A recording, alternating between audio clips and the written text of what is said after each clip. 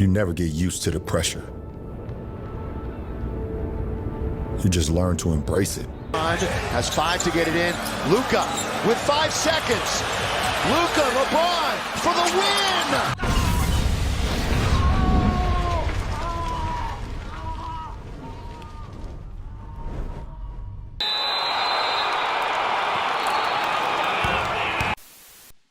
I wouldn't do that just yet, because your ass is mine.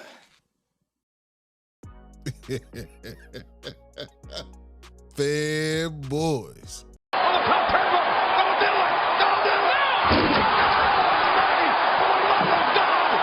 Make sure y'all hit that like button, hit that hype button, because you know we dealing with facts today, and we not dealing with anything fiction. I don't even know if I should say it. Should I say it? Should I say it? Say it! Okay, fanboy, I'm gonna go ahead and say it. I told you. If you was watching me last night, you made a lot of money. If you was watching me, I told you, the Magic couldn't play any worse in the first half and only be down 3 at halftime. They were plus 240 at halftime. I said, oh, lock it in, brother. Lock it in. So shout out to everybody who made a couple dollars with 93. I ain't gonna steer you wrong now. But now I gotta tap into you fanboys. Fanboys, I see you out there blaming Luka for not taking the last shot, but when LeBron do it, it's... You know, I'll just make the right play. That's all that matters, win, lose, or draw. But when you ask fanboys, what's the difference between Luka making the right play and LeBron making the right play? They gonna tell you, oh, that was different. Look at LeBron James calling for the ball. Let's not ignore the fact that Yo King called for the ball with 4 seconds left in the game. Then he has the nerve to throw Luka under the bus. Look at what he said about Luka passing him the ball and making the right play. I'm not sure. I mean, obviously you have to ask Luka what he saw on that, but I thought he had a good look, and it looked like he kind of just lost his balance, you know, didn't have a rhythm with the ball, whatever the case may be. And it kind of allowed him to get back in front of him. You know, and I was kind of off balance when he gave it to me. I thought he had a great look, but no, that's what I look. That's my POV.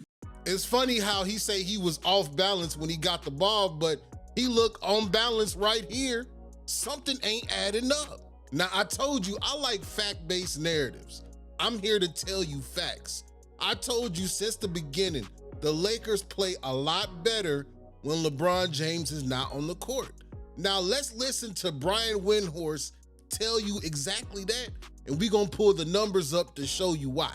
Listen to this. When Luka, LeBron, and Austin Reeves play together, they're just not a good team.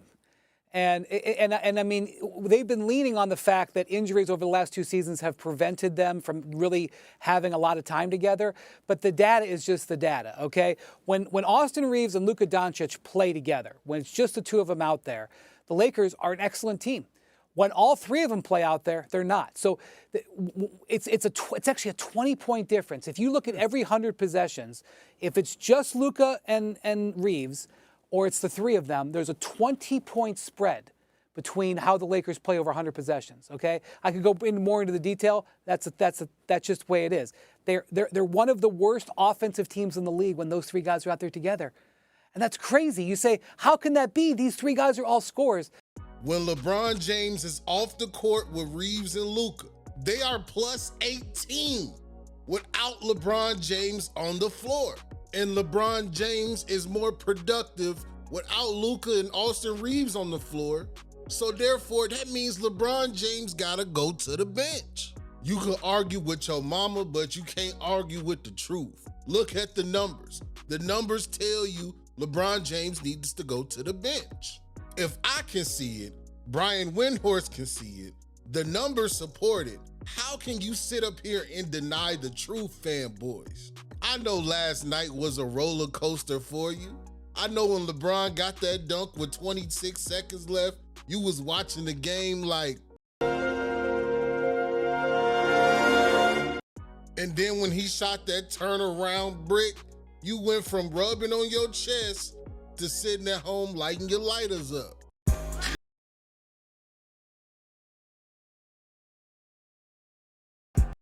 Now, I know there's gonna be a silly fanboy that didn't listen to a thing I said and will still blame Luka. But did you forget LeBron James went to the free throw line and he missed the free throw? And that pivotal free throw was the free throw needed to send this game into overtime. Y'all gotta stop with this clutch narrative. LeBron James had 2 opportunities to be clutch for his team last night, and he choked. LeBron James only has 1 game winner in a LA jersey, and that was against the Pacers last year on a tip-in. Fanboys, knock it off. Let's talk about this game real quick. Banchero and Bane were struggling at halftime. Wendell Carter was a monster. I was like, man, they gotta keep feeding Wendell. They could not do anything with Wendell. The Lakers defense played much better than expected. They held the Magic to 14% from the three-point line at halftime and 41% from the floor. And on the flip side, DeAndre Ayton might have played his best half in a Lakers uniform. I was screaming at the TV like, why y'all keep putting Desmond Bane on Ayton? Why in the hell is Aaron Black guarding DeAndre Ayton? And every time somebody smaller was matched up on Ayton, he answered the call and he did what he was supposed to do. But they stopped going to him.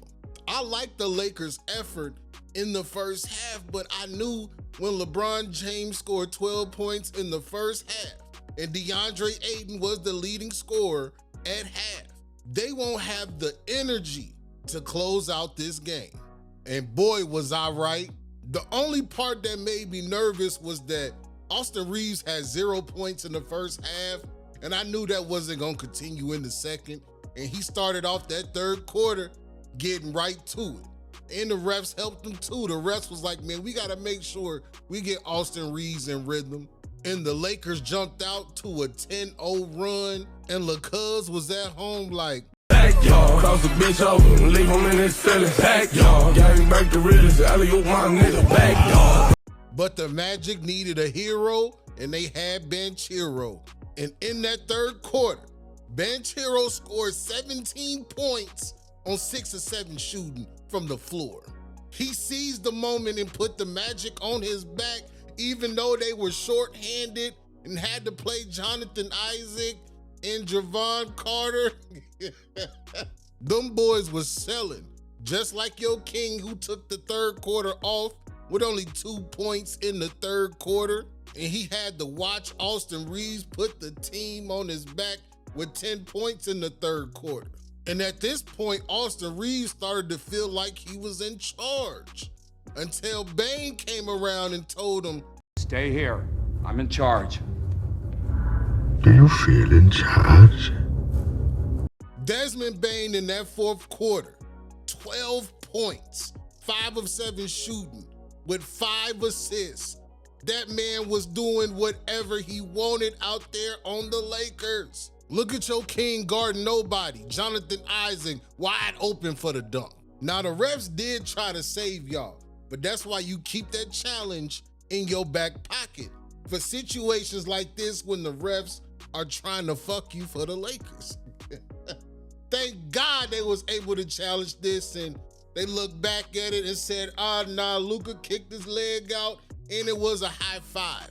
This is not a foul. And after this is when your king gets sent to the free throw line and he goes 1 of 2 from the free throw line. Mind you, they blaming Luka, but look at LeBron leaving Bane wide open for the 3. Look how open Desmond Bane is to take this shot. How can you blame Luka? Fanboys seen LeBron get this easy dunk and started standing up on the tables like, Yes!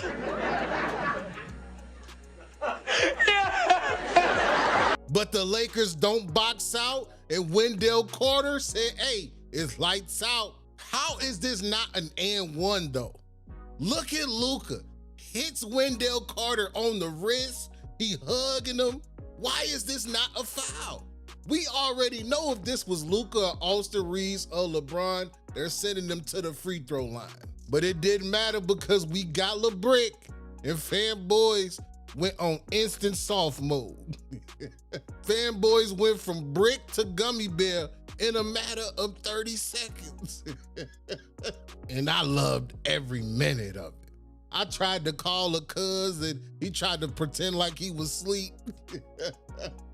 Tried to pretend like he had a long day. He ain't had no long day, man. You know you was just watching this game. It was about to call me.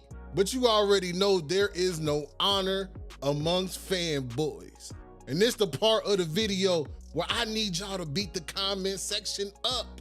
Who are you placing blame on for the Lakers losing to the Magic 110-109? I'm blaming LeUnc because he left Bane wide open, he missed the free throw, and he missed the game-tying shot when Luka just tried to make the right play. Shout out to the Orlando Magic. Y'all won me my money, plus 240 at halftime. Oh, it was beautiful. Paolo, 36, 10, and 6. Desmond bring the pain bang, had 22, 1 rebound, and 6 assists, with 5 of those assists coming in the fourth quarter. I also want to give a shout out to Wendell, bringing him Hale Carter, as he got 20 points, 11 rebounds. Easy work. Let me know in the comments section if y'all think this game would have been different if they had Bronny. He's got a great soul. James. Let me know in the comment section. Don't forget to hit me with the HBO special. Help a brother out to some likes, comment, and subscribe. Don't forget to hit the hype button. It's 93 Zay, and I'm out this thing. Hey.